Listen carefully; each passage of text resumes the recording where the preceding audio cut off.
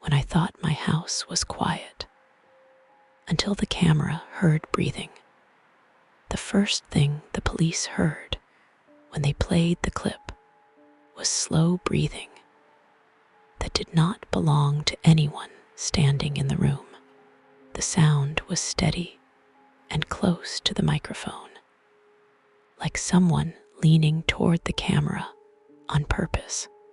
I had called them because I believed the system was broken, not because I thought someone was inside my house. Earlier that night, I came home from work, locked the door, cooked dinner, and spent an hour reading in silence. The house stayed calm in a way that felt normal and boring. At midnight, I checked my phone and saw a notification from the living room camera marked unusual audio. I assumed it was an error caused by the air system turning on. When I opened the clip, the room looked empty and clean, just as I left it. The breathing started 3 seconds in and continued until the video ended. I paused it and turned the volume down, then played it again to be sure it was real. The sound did not change or fade like background noise usually does. It stayed close, clear, and patient. I walked through the house with all the lights on and found nothing out of place. Every door was locked, and every window was secured the way I always keep them. I checked behind the couch, inside the bathroom, and even the storage closet. There were no signs of forced entry or missing items. I went back to the living room and replayed the clip a third time. The breathing stopped exactly when the video cut off, not gradually, which made no sense. I decided to check the rest of the footage from earlier in the evening. Nothing moved, and no sound appeared until that exact moment. I told myself the camera microphone must have picked up something from outside. The idea felt weak, but it was easier than other explanations. I muted the alerts, turned off the living room light, and went to bed. I slept for less than 2 hours before another alert woke me.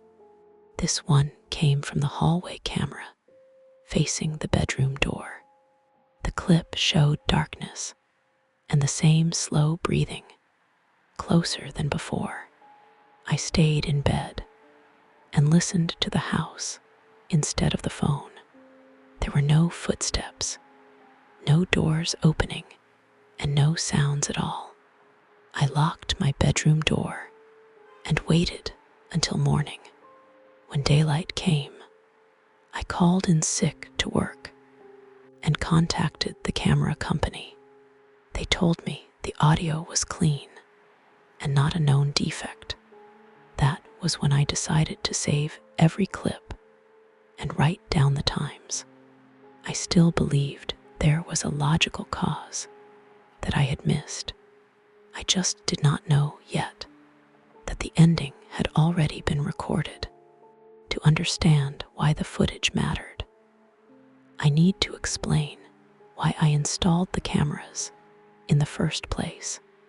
6 months earlier, a break-in happened 2 houses down while the owners were sleeping. Nothing was stolen, but someone had walked through their hallway and left quietly. That story stayed with me longer than it should have.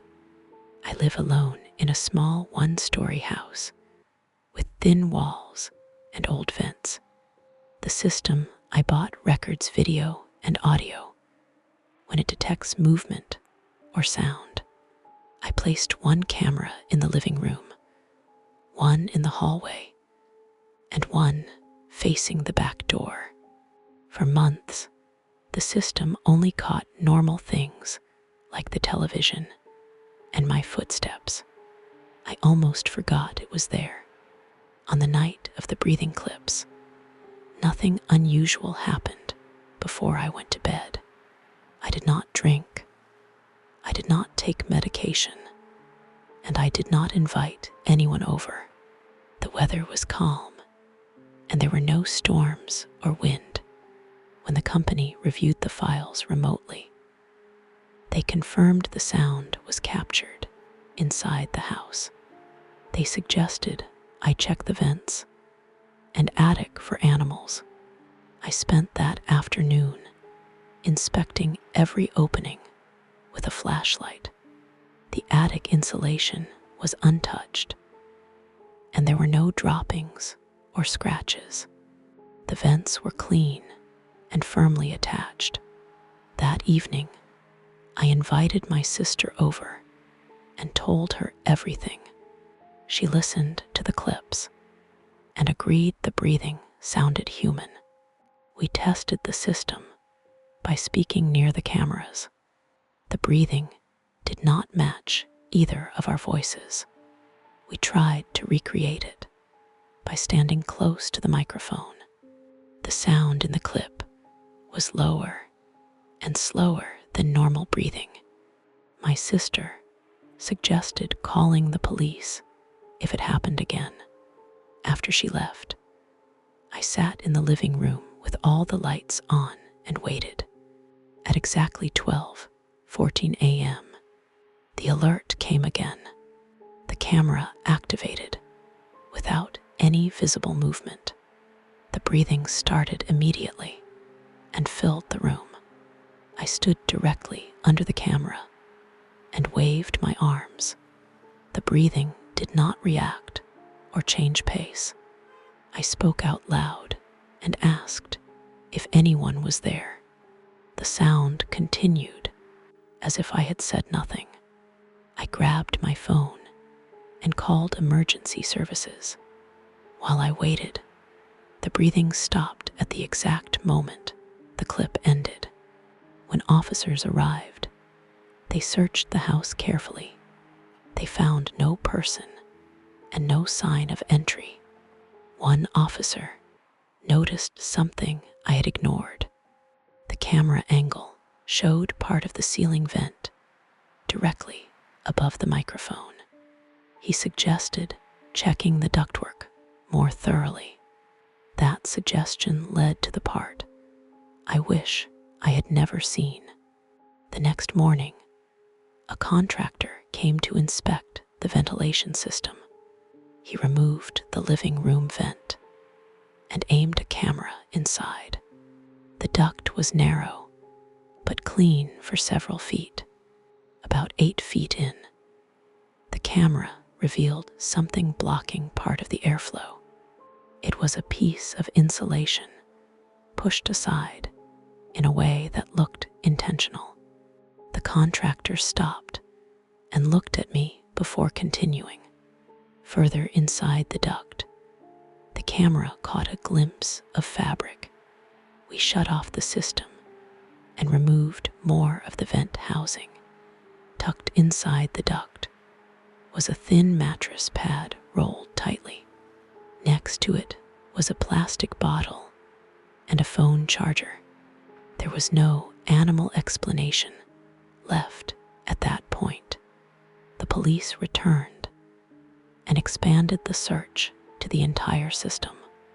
They found signs that someone had been accessing the ducts through a loose panel near the back of the house. The panel opened into a crawl space that connected to the vents. The breathing recorded by the camera now had a clear source. Someone had been lying in the duct directly above the living room camera. The reason the sound was so steady was because the person was resting, not moving. The reason it stopped suddenly was because the camera clip ended, not because the person left. Investigators reviewed weeks of older footage. They discovered faint audio triggers on nights when I was away. The person had only stayed when the house was empty or quiet. On the night I came home early from work, they did not leave in time. Instead, they stayed still and silent, except for breathing. The hallway clip came from the same source. As air moved through the system, the person had been there before I ever checked the alerts. Police traced fingerprints on the bottle and charger. The prints belonged to a former contractor who had worked on my house years earlier. He knew the layout and the weak points in the ventilation. He had been living out of his car and using houses he once worked on as temporary shelter. He was arrested 2 days later after being found near another property. During questioning, he admitted to hiding in the ducts at night. He said he stayed quiet and listened until he was sure the homeowner was asleep. He claimed he never planned to come out while anyone was home. The evidence proved otherwise. The camera recorded him adjusting his position above the vent minutes before the first breathing clip. That meant he knew I was awake. The case moved quickly once the facts were clear. The house was searched one final time before I returned. Everything visible was normal, but the idea of unseen space had changed forever. The footage that scared me was not an accident or a glitch. It was a record of someone waiting. After the arrest, the police allowed me to review the full audio with enhanced clarity. With headphones on, the sound was unmistakable and precise. You could hear controlled breathing and slight shifts against metal. There was no panic in it, only patience. The most disturbing part came at the end of the final clip. Just before the recording stopped, a second sound appeared. It was a soft tap against the duct wall, placed there deliberately. Investigators believe it was caused by a finger testing the vent cover. That meant the person knew exactly where the camera was. He had chosen that spot on purpose. The idea that he understood my system better than I did was worse than the sound itself. The clear conclusion of the case came during sentencing. The man admitted he had been inside my house on 7 separate nights. He had entered through the crawl space after watching my routine. He said he never thought the camera audio would be reviewed closely. The breathing was not a mistake, but something he stopped trying to control. He assumed no one would notice. The judge cited the recordings as key evidence. The duct access panel was sealed permanently, and the system was redesigned. I moved out 2 months later. The house was sold with full disclosure of the incident. I still use cameras, but I also understand their limits. The title of this story comes from a simple fact. My house was never quiet. It was occupied in a way I could not see.